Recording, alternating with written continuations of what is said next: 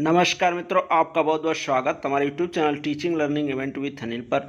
मित्रों, आज हम लोग इस वीडियो में अध्ययन करेंगे विज्ञान के प्रैक्टिस सेट शिक्षकों जो आपकी जूनियर शिक्षक भर्ती परीक्षा और सुपर टेट एवं पीईटी एग्जाम के लिए बहुत ही महत्वपूर्ण है।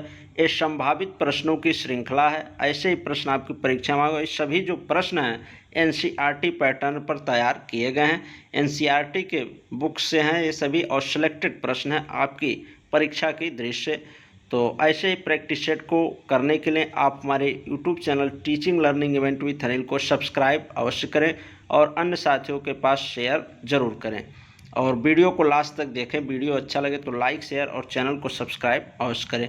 तो आइए शुरू करते हैं उन संभावित प्रश्नों की श्रृंखला, मोस्ट इम्पॉर्टेंट प्रश्नों की श्रृंखला को जो आपकी परीक्षा के दृष्टि से बेहद इम्पॉर्टेंट हैं।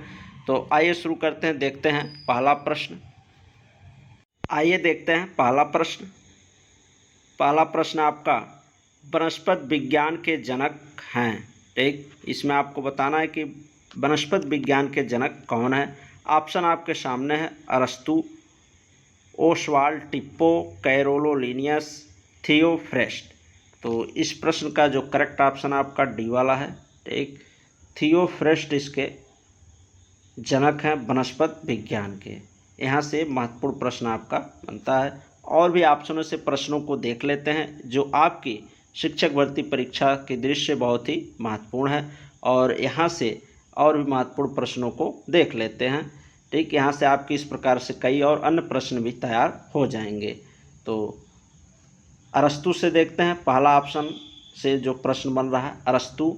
तो अरस्तु जो है ये जीव विज्ञान के पिता कहे जाते हैं। जिस प्रकार से वनस्पति विज्ञान के जो जनक हैं थियोफ्रेस्ट को माना जाता है, उसी प्रकार से अगर पूछा जाए आपसे जीव विज्ञान के जनक कौन हैं तो हैं अरस्तु। ठीक, और अरस्तु ने सर्वप्रथम पौधों एवं जंतुओं के जीवन के विभिन्न पक्षों के विषय में अपने विचार प्रकट किया। ये प्रश्न पूछा जाता है आपसे परीक्षाओं में कि किसने इस विचार को प्रकट किया था या सर्वप्रथम पौधों एवं जंतुओं के बीच अंतर को बताया था, तो वह अरस्तु। ठीक, और इनको जीव विज्ञान का पिता या जनक कहा जाता है।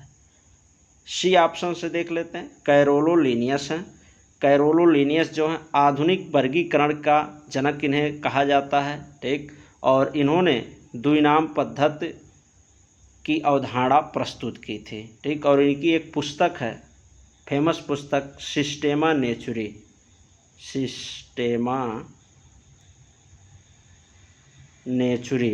यहाँ से भी प्रश्न आपका बनता है। इसी सिस्टेमा नेचुरी पुस्तक में इन्होंने द्विनाम पद्धति की अवधारणा प्रस्तुत की थी। ठीक, तो यहाँ कैरोलोलिनियस से भी आपके जो प्रश्न बन रहे थे उसको भी हमने बता दिया। तो ये सभी सिलेक्टेड प्रश्न है मित्रों, इसको अच्छे से आप तैयार करें। वीडियो को अंतिम तक देखें, लास्ट तक देखें। वीडियो अच्छा लगे तो चैनल को सब्सक्राइब अवश्य करें ऐसे ही प्रैक्टिस सेट को करने के लिए। अब आइए नेक्स्ट प्रश्न देखते हैं। नेक्स्ट प्रश्न आपका दूसरा, जैव विकास को सर्वप्रथम किसने समझाया। ऑप्शन आपके सामने है, न्यूटन ने, आइंस्टीन ने, चार्ल्स डार्विन ने, लैमार्क ने।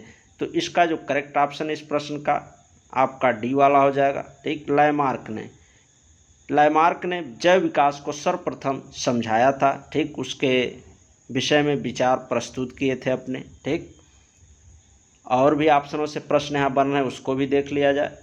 चार्ल्स डार्विन से भी प्रश्न बनता है। ठीक, तो जो डार्विन है, मानव विकास का क्रमिक सिद्धांत इनके द्वारा दिया गया, चार्ल्स डार्विन के द्वारा। और इनकी एक फेमस पुस्तक है, उसको भी देख लीजिए। वो फेमस पुस्तक जो है द ओरिजिन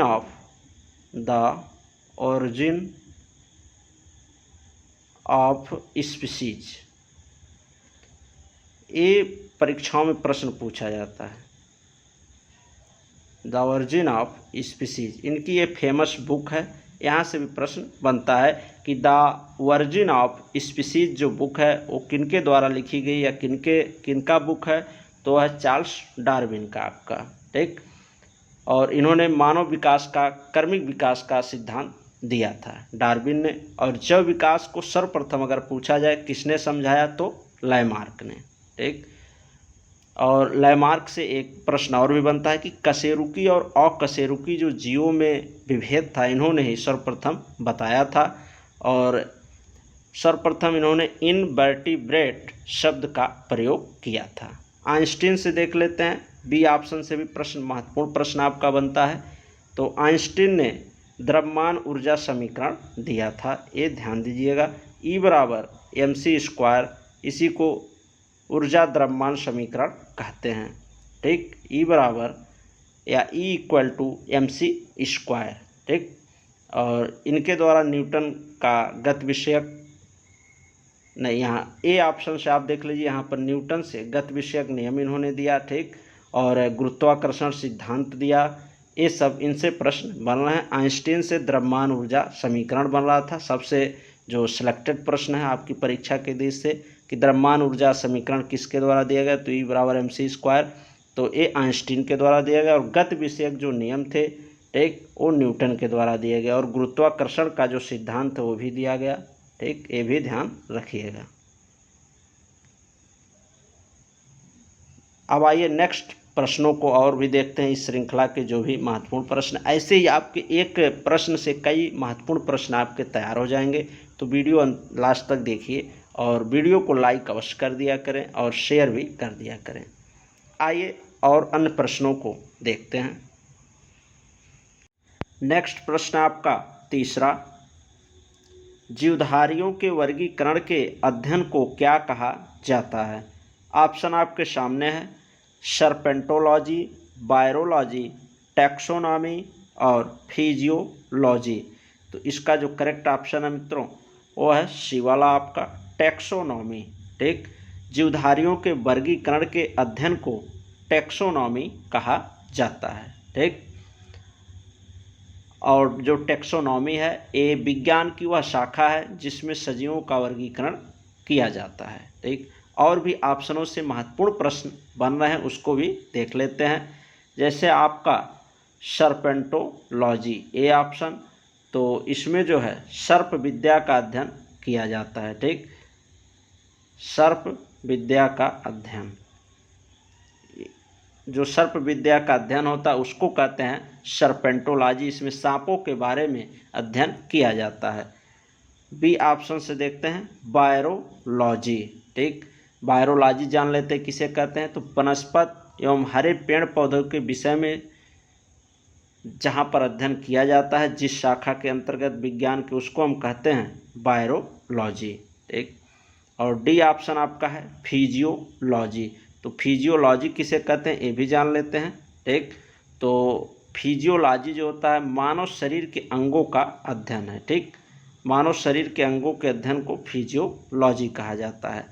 तो इस प्रकार से यहाँ से आपके 4 प्रश्न तैयार हो गए। ठीक, कि जीवधारियों के वर्गीकरण के अध्ययन को क्या कहते हैं, तो टैक्सोनॉमी।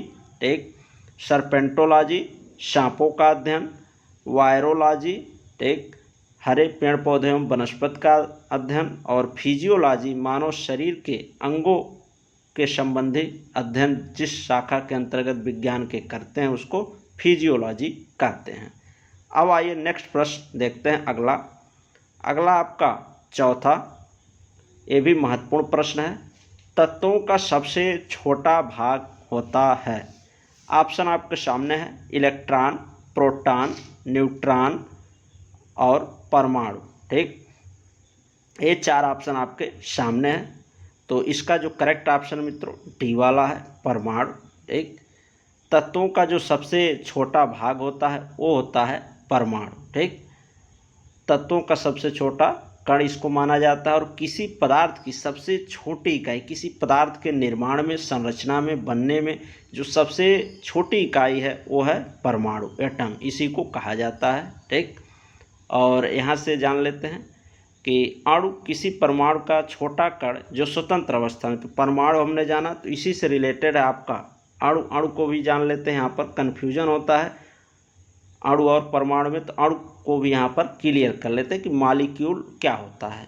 तो अणु जो होता है किसी परमाणु का छोटा कण होता है, लेकिन ये क्या होता है, स्वतंत्र अवस्था में पाए जाने वाला छोटा कण होता है जो रासायनिक अभिक्रिया में भाग नहीं लेता है। जबकि आपका जो परमाणु है किसी पदार्थ की संरचना में सबसे छोटा कण माना जाता है, ठीक, छोटी इकाई मानी जाती है किसी पदार्थ की संरचना में।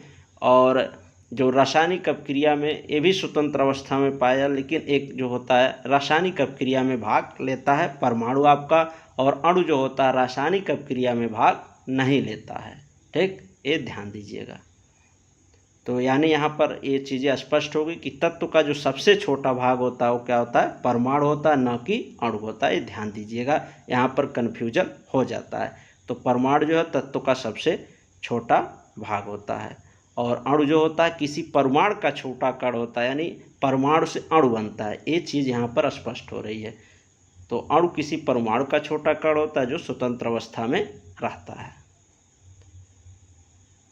नेक्स्ट और ऑप्शनों से प्रश्नों को देख लेते हैं। यहाँ से भी महत्वपूर्ण प्रश्न आपके बन रहे हैं, इलेक्ट्रॉन से, प्रोटॉन से और न्यूट्रॉन से भी। तो सर्वप्रथम इन चीज़ों को जानते हैं कि इलेक्ट्रॉन, प्रोटॉन और न्यूट्रॉन है क्या। तो इलेक्ट्रॉन, प्रोटॉन और न्यूट्रॉन जो हैं ये किसी परमाणु के मूल कण होते हैं, ठीक। ये तीनों क्या हैं, मूल कण हैं, मूल कण हैं परमाणु के, ठीक। और बारी बारी जानते हैं इनके खोज से प्रश्न परीक्षाओं में बहुत पूछा जाता है कि इलेक्ट्रॉन की खोज किसने की, प्रोटॉन की खोज किसने की, ठीक, न्यूट्रॉन की खोज किसने की, इन सब से। तो यहाँ पर पहले जानते हैं इलेक्ट्रॉन। इलेक्ट्रॉन की जो खोज की थी वो किए थे जे थॉमसन, ठीक, ये ध्यान रखिएगा। और प्रोटॉन की खोज रदरफोर्ड, ठीक। न्यूट्रॉन की खोज चैडविक ने किया, न्यूट्रॉन की खोज चैडविक ने किया, ठीक। और आवेश से भी प्रश्न पूछा जाता है कि इलेक्ट्रॉन पर और प्रोटॉन पर कितना आवेश होता है। तो प्रोटॉन पर जो आवेश होता है जान लीजिए 1.6 गुणे 10⁻⁻19, ठीक। 1.6 × 10⁻⁻19 का आवेश पाया जाता है आपका प्रोटॉन पर, और इतना इस पर जो होता है वो धन आवेश होता है, प्लस में लिखा जाता है। और सेम इतना ही जो आवेश पाया जाता है इलेक्ट्रॉन पर भी पाया जाता है, लेकिन यहाँ पर माइनस में उतना होगा, ठीक, -1.6 गुणे 10⁻⁻19, ठीक। ये होता है आपका इलेक्ट्रॉन और प्रोटॉन पर आवेश। इससे भी संबंधित प्रश्न आपकी परीक्षाओं में पूछ लिए जाते, इसलिए इसका भी जिक्र मैंने कर लिया। अब आइए नेक्स्ट प्रश्न देखते हैं इस श्रृंखला के। नेक्स्ट आपका 5वां प्रश्न, परमाणु जिसमें प्रोटॉन की संख्या एक समान है लेकिन न्यूट्रॉन की संख्या भिन्न है, इसे कहते हैं, ठीक। पूछा जा रहा आपसे वह परमाणु जिसमें प्रोटॉन की संख्या तो समान हो लेकिन न्यूट्रॉन की संख्या जो है भिन्न होती है, उसे क्या कहते हैं। ऑप्शन आपके सामने है, आइसोबार, आइसोमर्स, आइसोटोन्स, आइसोटोप। तो इसका जो करेक्ट ऑप्शन आपका डी वाला है, ठीक, आइसोटोप। इसकी हिंदी होती है समस्थानिक, ठीक। तो परमाणु जिसमें प्रोटॉन की संख्या समान होती है, ठीक, या परमाणु क्रमांक समान होता है, या समस्थानिक यानी समान स्थान वाले, ठीक। तो ऐसे परमाणु को क्या कहते हैं, आइसोटोप कहते हैं। इंग्लिश है आइसोटोप, जिसका हिंदी होता है समस्थानिक। तो वे तत्व जिनके परमाणु क्रमांक समान होते हैं उनको आइसोटोप कहा जाता है। एग्जाम्पल है इसका, जान लेते हैं एग्जाम्पल। जैसे आपका हाइड्रोजन 1H1, ठीक, 1H2, इसका बहुत ही फेमस एग्जाम्पल है, और 1H3, ठीक। पहले वाले को 1H1 को कहते हैं प्रोटियम, 1H2 कहते हैं ड्यूट्रियम, और ट्राइटियम 1H3 होता है। तो यहाँ पर आप देख रहे हैं नीचे वाला जो परमाणु क्रमांक है या प्रोटॉनों की संख्या है सब में समान है, 1 है, ठीक। तो इस प्रकार से वे परमाणु जिसमें प्रोटॉन की संख्या समान होती है उसको समस्थानिक या आइसोटोप बोला जाता है। और भी अन्य ऑप्शनों से प्रश्न देखते हैं। जैसे आपका ऑप्शन है आइसोबार, ठीक। तो आइसोबार को हिंदी में समभारिक कहा जाता है, यानी समान भार वाले परमाणु, ठीक। इनका द्रव्यमान संख्या इसमें समान होगा। जिस प्रकार से आपका इस आइसोटोप समस्थानिक में उनका परमाणु क्रमांक समान था, नीचे वाला, यहाँ पर ऊपर वाला समान आप देखेंगे रहेगा, उसी को द्रव्यमान संख्या या परमाणु भार कहते हैं। ठीक, तो समभारिक यानी समान भार वाले। ठीक, इससे आप चीज़ों को अच्छी तरह से समझ सकते हैं और याद रख सकते हैं। तो किसी तत्व के वे परमाणु जिनका परमाणु भार समान हो, ठीक, उसको आइसोबार या समभारिक कहते हैं। ऑप्शन एग्जाम्पल इसका देख लेते हैं। ठीक, एग्जाम्पल है आर्गन 18, 40, क्रिप्टॉन 14 और 40, कैल्शियम 20 और 40। तो यहाँ आप देख रहे हैं ऊपर वाला ये जो है 40, 40, 40, 40, 40 सब में है, यही होता है द्रव्यमान संख्या या इसी को कहते हैं परमाणु भार। ठीक, ये सभी में समान है। तो इन जिसमें ये समान होगा उसी को हम लोग कहते हैं आइसोबार। ठीक, जिसका परमाणु भार या द्रव्यमान संख्या समान हो। ठीक, और नीचे वाला जब समान होगा तो उसको हम बोलेंगे आइसोटोप समस्थानिक। ये ध्यान रखिएगा। अब आइए अगला देखते हैं ऑप्शन। यहाँ सभी ऑप्शनों से महत्वपूर्ण प्रश्न बन रहे, इसलिए हम उसकी भी चर्चा कर ले रहे हैं, जिससे आपके सभी पॉइंट्स क्लियर हो सके, एक ही प्रश्न से आपके कई प्रश्न तैयार हो जाए। ये हमारे प्रैक्टिस सेट की विशेषता रहती है। इसकी और भी प्रैक्टिस सेट बने हुए, सब में आप देखेंगे तो ऐसे ही विस्तृत प्रश्नों पे चर्चा की जाती है। तो ऐसे प्रैक्टिस सेट करने के लिए चैनल को सब्सक्राइब अवश्य करें। आइए नेक्स्ट देखते हैं आइसोटोन्स। जानते हैं आइसोटोन्स किसे कहा जाता है?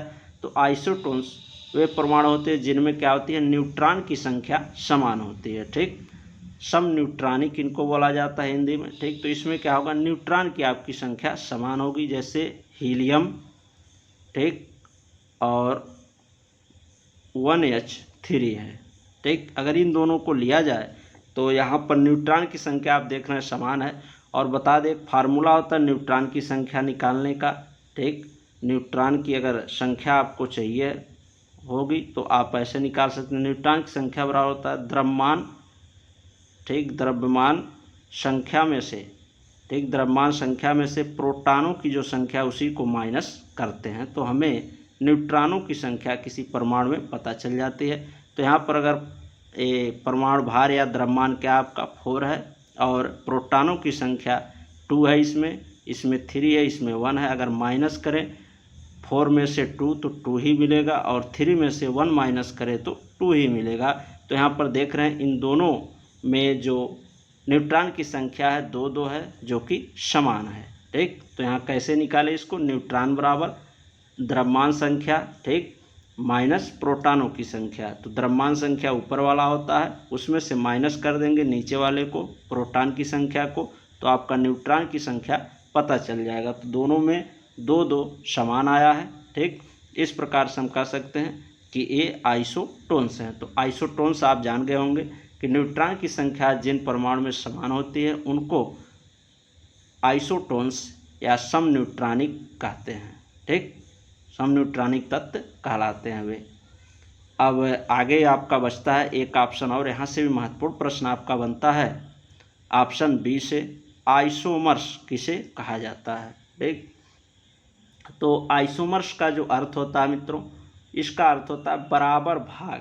ठीक, परमाणु की संरचना इसमें क्या पाई जाती है, आइसोमर्स में समान होती है। जैसे 2 परमाणु हैं तो दोनों में ए वाला जो तत्व होगा अगर हम देखें तो समावयी होते हैं, एक दूसरे के समान होते हैं, ए और ए वाला तत्व। ठीक, यहाँ पे जो रहेगा इधर अगर आप देखेंगे पलटेंगे तो दोनों एक दूसरे पे सेट बैठेंगे, तो इस प्रकार से समानता देखने को मिलती है। इसी को हम लोग कहते हैं आइसोमर्स। ठीक, आइसोमर्स में जो तत्वों की कार्यात्मक समूहों के आधार पर समान विशेषताएं होती हैं। ठीक, अब आइए नेक्स्ट प्रश्न देखते हैं। हमको आशा है कि आप लोग अच्छे से प्रश्नों को समझ रहे होंगे, तो वीडियो अच्छा लगे तो लाइक अवश्य किया करें। ठीक, आइए नेक्स्ट प्रश्नों को देखते हैं और अन्य महत्वपूर्ण प्रश्नों को। इस प्रैक्टिस सेट में 10 ही प्रश्न है, लेकिन 10 प्रश्न से आप कई अन्य प्रश्नों को लगभग 20 प्रश्न 40 प्रश्न को यहाँ से तैयार करके जाएंगे। ठीक, ये सभी आपकी पीईटी एग्जाम वनडे एग्जाम या शिक्षक भर्ती परीक्षा सभी के लिए इम्पोर्टेंट है। तो आइए नेक्स्ट प्रश्न को देखते हैं। नेक्स्ट आपका 6वां प्रश्न, परमाणु के विभिन्न ऊर्जा स्तरों में इलेक्ट्रॉनों की कुल संख्या किस सिद्धांत से निर्धारित होती है, ये आपको बताना है। ऑप्शन आपके सामने है, अफबाउ नियम, हुंड का नियम, पाउली अपवर्जन नियम, हाइजेनबर्ग सिद्धांत। तो इस प्रश्न का जो करेक्ट ऑप्शन है सी वाला आपका है, ठीक, पाउली अपवर्जन नियम, ठीक। इसके अनुसार जो है परमाणु के विभिन्न ऊर्जा स्तरों में इलेक्ट्रॉनों की कुल संख्या ज्ञात की जाती है, ठीक। तो पाउली अपवर्जन नियम को विस्तृत जान लेते हैं क्या चीज़ है, ठीक। तो किसी परमाणु में किन्हीं दो इलेक्ट्रॉनों की चारों क्वांटम संख्याओं के मान समान नहीं हो सकते, ठीक। यह है आपका पाउली का अपवर्जन नियम। यदि मुख्य क्वांटम संख्या n, द्विगंशी क्वांटम संख्या l तथा चुंबकीय क्वांटम संख्या m, ठीक, n, l और m, ठीक। n क्या आपका मुख्य क्वांटम संख्या, इसको बोलते हैं, l को द्विगंशी क्वांटम संख्या, m को चुंबकीय क्वांटम संख्या कहते हैं, ठीक। तो ये अगर समान है तो अवश्य ही इनका, ये तीनों अगर मान लीजिए समान है तो अवश्य ही चक्रण क्वांटम संख्या जिसको कहते हैं यस से डिनोट करते हैं, ये डिफरेंट होगा। यही पाउली का अपवर्जन नियम है। और भी ऑप्शनों को चर्चा कर लेते हैं। जैसे आपका है अफबाउ का नियम, तो अफबाउ का नियम क्या कहता है इसको जान लेते हैं। तो अफबाउ का नियम जो होता है इसको ऊर्जा स्तर का भी नियम कहा जाता है। इस नियम के अनुसार इलेक्ट्रॉन सबसे पहले उन उपकोष में प्रवेश करता है या भरा जाता है जिनका ऊर्जा स्तर कम होता है। यदि किन्हीं दो उपकोषों के लिए n+l रूल भी इसको कहते हैं, तो n+l का मान अगर दो उपकोषों के लिए समान हो तो पहले इलेक्ट्रॉन उस उपकोष में जाएगा, ठीक, जिसमें क्या होगा, n का जो मान होगा, n की जो वैल्यू होगी वो कम होगी, यानी कम से अधिक ऊर्जा स्तर की तरफ इलेक्ट्रॉन को भरा जाता है, ठीक। ये अफबाउ का नियम है। हुंड का नियम जान लेते हैं बी ऑप्शन से। तो हुंड का जो नियम है इसमें जो है कि समान ऊर्जा के ऑर्बिटलों में इलेक्ट्रॉनों का युग्मन तभी होता है जब आने वाला इलेक्ट्रॉन के लिए कोई खाली ऑर्बिटल ना मिले। यानी इनके अनुसार ये चीज़ होती है आपकी कि अगर उपकोष हैं आपके मान लीजिए हैं, ठीक, एस पी डी एफ, तो पहले एक एक इलेक्ट्रॉन सभी कक्षाओं में चले जाएंगे, फिर इनका युग्मन होगा डबल डबल का, ठीक, ऐसे ऐसे, ठीक। ये होता है हुंड का नियम। समान ऊर्जा के ऑर्बिटलों में इलेक्ट्रॉनों का युग्मन तभी होता है जब आने वाले इलेक्ट्रॉन के लिए कोई खाली ऑर्बिटल ना हो, ठीक, कोई खाली ऑर्बिटल नहीं होगा, उसका युग्मन होगा पहले, यानी सिंगल सिंगल इलेक्ट्रॉन सभी ऑर्बिटल में भरे जाएंगे, उसके बाद से उनका युग्मन होगा डबल डबल हो जाएंगे, ठीक। ये ध्यान दें। जैसे इसका एग्जाम्पल है उसको भी बता देते हैं, आप लोग घबराएं नहीं, ये सभी सिलेक्टेड चीज़ें हैं, इसको विस्तृत जानना जरूरी है। जैसे Na11, ठीक, सोडियम का है, सोडियम 11, Na11 इक्वल टू होता है, इसको अगर हम डिवाइड करें, अगर कोषों में विभक्त करें बांटने के हिसाब से, तो 1s2 2s2 होगा, उसके बाद से आएगा आपका 2p6 और 3s1, ठीक। पहले में 2, दूसरे में 2, फिर 6, 2 2 4 6 10 1 11, यह सबकोष में 1 इलेक्ट्रॉन जाएगा। अब इसको अगर हम फिल करें, ठीक, नियम के अकॉर्डिंग, तो क्या देखते हैं कि 1s यानी यस उपकोष, मान लीजिए यस उपकोष, तो यस उपकोष में 2 हो गए, ठीक। उसके बाद से 2s है, यानी 2s में 2, p उपकोष की बात करें 2p6, यानी p उपकोष में अधिकतम 6 इलेक्ट्रॉन रह सकते हैं। तो p को अगर फिल करेंगे तो 1, ठीक, 2 3 और फिर यहाँ से 4 5 और 6 हो जाएगा, इस प्रकार से, ठीक। ए पी उपकोष का विभाजन है। और यस में आपका आएगा 3s1, यानी एक ही यहाँ पर है, ठीक। तो इस प्रकार से ही डिवाइड हो, पहले सिंगल सिंगल ले लेते हैं, उसके बाद से डबल डबल उनका युग्मन करते हैं। यह है आपका हुंड का नियम। और हाइजेनबर्ग का नियम जानते हैं, ये भी फेमस क्वेश्चन यहाँ से बनते हैं, फेमस सिद्धांत है। तो हाइजेनबर्ग का जो सिद्धांत है, इस नियम के अनुसार किसी परमाणु में किसी भी समय गतिशील जो सूक्ष्म कण अर्थात इलेक्ट्रॉन जो होता है की स्थिति या संवेग जो है वो दोनों में से किसी एक का ही पता लगाया जा सकता है। हाइजेनबर्ग को इसलिए इसको क्या कहा जाता है, अनिश्चितता का नियम भी कहते हैं। इस नाम से भी ये प्रश्न पूछ लिया जाता है, इसको ध्यान दीजिएगा। माने इसमें एक चीज़ निश्चित होती है तो एक अनिश्चित रहती है, अनिश्चितता का नियम भी कहते हैं। ये ध्यान दीजिएगा हाइजेनबर्ग के सिद्धांत को अनिश्चितता का सिद्धांत या अनिश्चितता का नियम भी कहा जाता है। इसमें क्या होता है, जो सूक्ष्म कण इलेक्ट्रॉन होता है कि स्थिति या संवेग दोनों में से किसी एक का ही हम पता लगा सकते हैं। एक ही समय दोनों को हम ज्ञात नहीं कर सकते हैं, एक अनिश्चित होता है, एक निश्चित होता है। और इसका जो गणितीय रूप होता है उसको भी जान लेते हैं। समीकरण के फॉर्म में पूछा जाता है तो delta x into delta p greater than या equal to h upon 4 pi के। ठीक, ये भी प्रश्न पूछा जाता है ऐसे दे करके। ठीक, ये किसका सिद्धांत है, गणितीय रूप में ऐसे पूछ लेता है, delta x into delta p greater or equal to h upon 4 pi के। ठीक, ये ध्यान दीजिएगा। तो यहाँ से अन्य भी महत्वपूर्ण प्रश्न बन रहे थे जिस पर चर्चा विस्तृत हो गई, तो आप इसको अच्छे से तैयार कर लें। ठीक, अब आइए नेक्स्ट प्रश्न देखते हैं। नेक्स्ट आपका 7वां प्रश्न, जिस ताप पर किसी पदार्थ का ठोस अवस्था में परिवर्तन होता है कहलाता है। ऑप्शन आपके सामने है, गलनांक, हिमांक, क्वथनांक, संघनन। तो इसका जो करेक्ट ऑप्शन है ऑप्शन बी होगा, हिमांक। ठीक, हिमांक वह ताप है जिस पर कोई जो द्रव पदार्थ होता है, ठीक, लिक्विड से सॉलिड स्टेट में चेंज हो जाता है। ठीक, द्रव से वो ठोस अवस्था में बदलता है।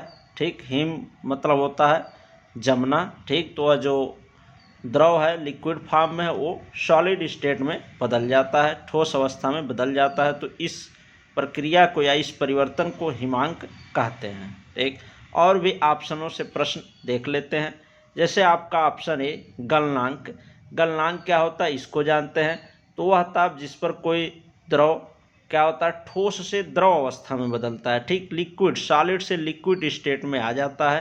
ठीक, तो उसको हम गलनांक कहते हैं। ठीक, जैसा कि इस वर्ड से ही स्पष्ट है, गलनांक यानी गलन का जो ताप होगा। ठीक, गलने की बात कही जा रही। हिमांक जैसे बी ऑप्शन है, यहाँ जमने की बात हो रही है, तो जो लिक्विड होगा द्रव होगा वो ठोस में बदलेगा। यहाँ पर गलन की बात हो रही है, गलेगा तो क्या होगा ठोस रहेगा तभी तो लिक्विड में आएगा। तो ठोस से द्रव में बदलने की जो प्रक्रिया होती है वह निश्चित ताप जिस पर यह प्रक्रिया होती है ठोस से द्रव की अवस्था में परिवर्तन की, उसको गलनांक कहते हैं। सी ऑप्शन से देख लेते हैं क्वथनांक।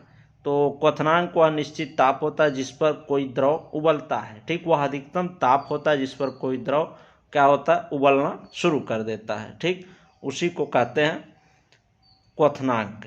ठीक, वह ताप जिस पर किसी द्रव का जो वाष्प दाब होता है वायुमंडलीय दाब के बराबर हो जाता है, यही होता है आपका क्वथनांक। इस पर जो ताप होता है, ठीक, जिस पर द्रव का वाष्प दाब जो होता है वायुमंडलीय दाब के बराबर हो जाता है। नेक्स्ट देख लेते हैं, डी ऑप्शन से भी प्रश्न महत्वपूर्ण बन रहा है आपका, संघनन से। तो संघनन वह प्रक्रिया है, ठीक, यह वाष्पीकरण की विपरीत प्रक्रिया होती है। इसमें क्या होता है वायु में उपस्थित जो जलवाष्प होता है वो जल में परिवर्तित होता है, और वाष्पीकरण की जो प्रक्रिया होती है जान लीजिए, उसमें जो होता है जल से भाप बनता है और उसी भाप से या जलवाष्प से पुनः जल बनने की जो प्रक्रिया होती है उसी को संघनन या कंडेंसेशन इंग्लिश में कहते हैं। ठीक, तो ये 7वां प्रश्न आपका रहा कि किसी पदार्थ का ठोस अवस्था में परिवर्तन हिमांक कहलाता है। ठीक, ये ध्यान रखिएगा। और भी ऑप्शनों से मैंने प्रश्नों पे चर्चा कर ली किसे क्या कहते हैं, ये सभी महत्वपूर्ण प्रश्न हैं। यहाँ से आपके इस प्रकार से कई प्रश्न तैयार हो गए। ठीक, आइए अब नेक्स्ट प्रश्न देखते हैं। नेक्स्ट है आपका 8वां, अर्धचालक कौन है? ये भी बहुत ही मोस्ट इम्पोर्टेंट प्रश्न है, इसको भी अच्छे से आप तैयार कर लीजिए। तो अर्धचालक कौन है आपको बताना है। ऑप्शन आपके सामने है, सिलिकॉन, जर्मेनियम, कुचालक, ए एंड बी। तो इसका जो करेक्ट ऑप्शन आपका बी वाला होगा, ए एंड बी। ए और बी दोनों ऑप्शन सही है। सिलिकॉन और जर्मेनियम ये दोनों क्या हैं? अर्धचालक होते हैं। ठीक, अब जान लेते हैं अर्धचालक कहते किसे हैं। तो अर्धचालक जो है ये चालक और अचालक के बीच की इनकी चालकता होती है। ठीक, उन्हीं को हम अर्धचालक कहते हैं, सेमीकंडक्टर कहते हैं। तो ये पदार्थ जिनकी विद्युत चालकता जो होती है वो क्या होती है? चालक यानी सुचालक और कुचालक के बीच की होती है, उसी को हम अर्धचालक कहते हैं। ठीक, मतलब इसमें जो इलेक्ट्रिक करंट है वो थोड़ी मात्रा में एंट्री कर जाती है, प्रवाहित हो जाती है, लेकिन अधिक मात्रा में नहीं हो पाती सुगमता से, इसलिए इसको अर्धचालक कहा जाता है। ठीक, और कुचालक जो होते हैं इसमें बिल्कुल ही ऊष्मा की जो मात्रा, इलेक्ट्रिसिटी विद्युत धारा की जो मात्रा होती है वो प्रवाहित नहीं हो पाती है। ठीक, और सिलिकॉन, जर्मेनियम में अर्धचालक है, इनमें थोड़ा बहुत जो इलेक्ट्रिक करंट होता है फ्लो हो जाता है, इसलिए इनको अर्धचालक कहा जाता है। तो हमें लग रहा है आपको अर्धचालक समझ में आ गया होगा। सुचालक जिसमें जो इलेक्ट्रिक करंट है सुगमता से इजीली फ्लो हो जाए, प्रवाहित हो जाए, उसको सुचालक बोलते हैं। और कुचालक जिसमें बिल्कुल ही करंट प्रवाहित ना हो, इलेक्ट्रिक करंट, उसको हम कुचालक बोलेंगे। और चालक और कुचालक के बीच की जो चीज़ है उसको हम कहते हैं अर्धचालक। अर्धचालक माने थोड़ा सा चालक, यानी थोड़ी मात्रा में उसमें हल्का सा जो इलेक्ट्रिक करंट है वो फ्लो हो जाता है। ठीक, अब आइए नेक्स्ट प्रश्न देखते हैं इस प्रैक्टिस सेट का। नेक्स्ट प्रश्न आपका 9वां।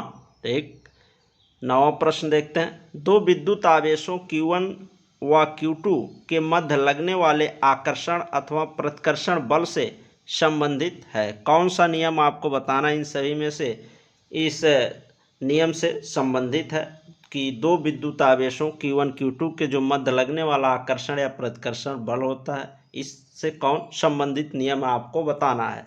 ऑप्शन आपके सामने है, ओम का नियम, फैराडे का नियम, एम्पियर का नियम और कूलाम का नियम। तो इसका करेक्ट ऑप्शन आपका डी वाला। ठीक, कूलाम का नियम। कूलाम का नियम संबंधित है दो विद्युत आवेशों Q1 व Q2 के मध्य लगने वाले आकर्षण अथवा प्रतिकर्षण बल से। ठीक, और भी ऑप्शनों से प्रश्नों को देख लेते हैं, बहुत ही महत्वपूर्ण प्रश्न बन रहे हैं, उन पर भी चर्चा कर लेते हैं, जिससे आपकी एक बेहतरीन तैयारी हो जाए विस्तृत रूप से सभी प्रश्नों से। तो यहाँ से देखते हैं ऑप्शन ए से, ओम का नियम। तो ओम का नियम क्या है इसको जानते हैं। तो इस नियम के अनुसार, ठीक, इस नियम के अनुसार क्या होता है, यदि किसी चालक की भौतिक अवस्था जैसे लंबाई हो गया उसका, ठीक, ताप है आदि में अगर हम परिवर्तन ना करें तो उसमें जो प्रवाहित होने वाली विद्युत धारा होती है आई, ठीक, विद्युत धारा जो होती है उसमें प्रवाहित होने वाली विद्युत धारा आई, उसके सिरों पर लगाए गए विभवांतर के अनुक्रमानुपाती होती है, यानी V प्रोपोर्शनल टू I के होता है। इसको सॉल्व करते हैं, V equal to I into R होता है। ठीक, यहाँ पर V क्या है, विभवांतर, I विद्युत धारा और R है प्रतिरोध। ये ध्यान दीजिएगा, यही होता है ओम का नियम। तो इस नियम के अनुसार यदि किसी चालक की भौतिक अवस्था जैसे लंबाई, ताप आदि में परिवर्तन ना किया जाए या ना हो तो उसमें प्रवाहित होने वाली विद्युत धारा उसके सिरों पर लगाए गए विभवांतर के अनुक्रमानुपाती होती है। यही होता है आपका ओम का नियम। ठीक, बी ऑप्शन से देख लेते हैं, फैराडे का नियम। ठीक, फैराडे का नियम क्या कहता है इसको जान लेते हैं। तो जो फैराडे का नियम है, फैराडे का नियम ये चुंबकीय क्षेत्र से संबंधित है। ठीक, इस नियम के अनुसार किसी बंद परिपथ